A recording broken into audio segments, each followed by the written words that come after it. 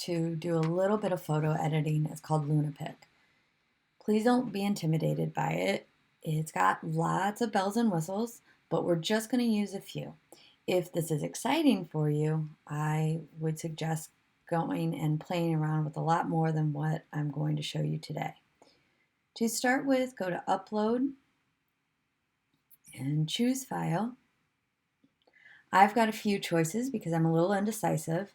Remember that this is just our prep work, so it's going to be choose something simple that you feel like you can draw to scale, because the challenge really is going to be the color or the way that you put on the colored pencil.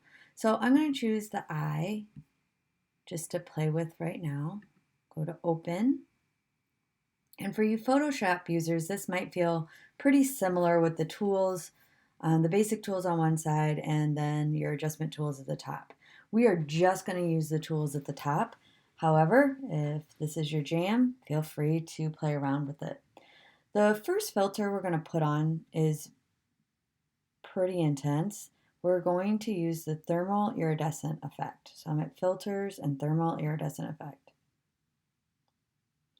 And that is going to change your photo quite a bit. So it's going to look more glowy, some of those chromatic images that you're seeing on Instagram, that might be something that you're excited about.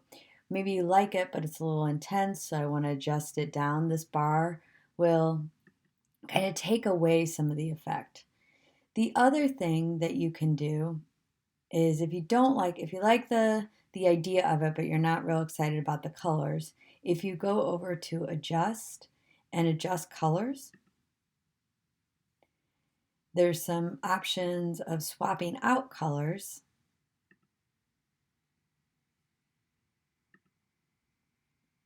That you may like, and you might want to mess around with the sliders here too, just to see what they do. You can always undo, okay, and come back.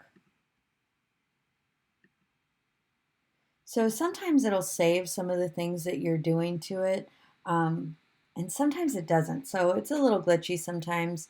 So you might want to, if you like anything, go to File and Save and just keep it in your own records. So that was the filters, thermal, iridescent, and then adjust. What if I don't want it like super crazy? I just want it a little bit more intense for my drawing. So here's some filters that you can mess with. You can mess with the HDR lighting, and that's just going to intensify your contrast a little bit. I'm going to undo this effect to come back to my original. You can see it was just a little bit more contrasted with the black.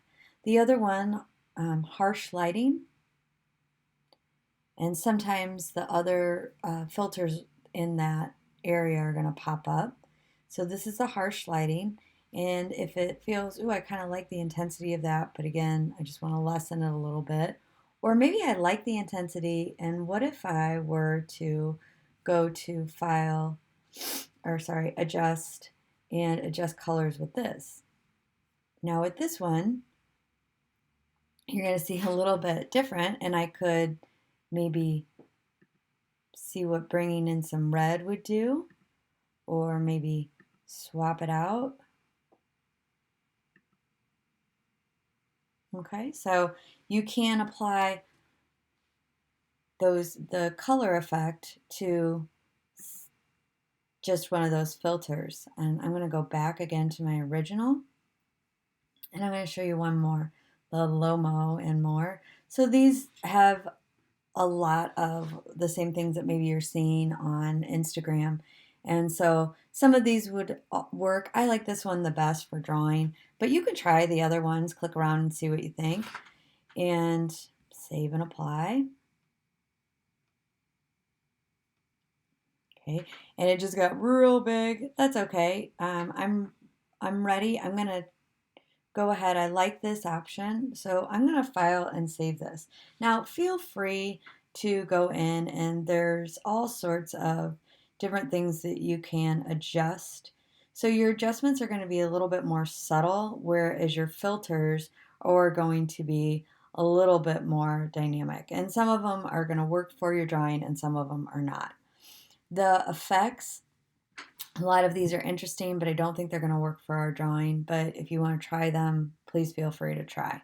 Okay, so, but I do like this, so I'm going to go to File and Save Image.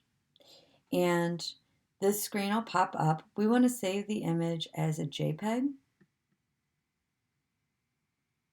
Okay, and it's going to save it in my downloads.